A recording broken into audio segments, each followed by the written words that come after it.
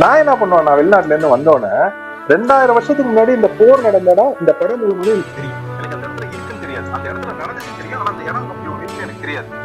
ஆனா நான் என்ன பண்ணுவேன்னா, 1000 வருஷத்துக்கு முன்னாடி ராஜராஜ சோழன் இருக்காருல்ல, அவர் இறந்த ஒரு இடம் ஒண்ணு இருக்கு.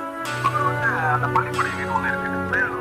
ஒவ்வொரு வாட்டியும் நான் வெளிநாட்டுல இருந்து தமிழ்நாட்டுக்கு வரேன், எங்க வீட்டுல இருந்து ஒரு 6 கிலோமீட்டர் போவேன்.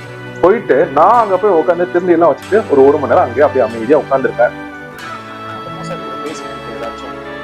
இதை ஏன் நான் பண்ணுவேன் அப்படின்னா, அடிக்கடி போவேன். அதாவது வந்துட்டேன்னா ஒரு 2 வாட்டி இல்லாட்டி 3 வாட்டி வச்சு அங்க போய் ராஜராஜ சோழன் சமாதியில அந்த இதுல உட்காந்து பள்ளிப்படை வீட்டுல நான் பேசிக்கிட்டு இருக்கிற மாதிரி நான் அவர்கிட்ட ஏதாச்சும் ஆதங்கத்தை கொட்டி தீர்ப்பேன். என்னோட ஆதங்கம்லாம் இருக்குல்ல, என்ன ஏமாத்துறாங்க பாரு, அந்த இதெல்லாம் நான் சொல்லுவேன்.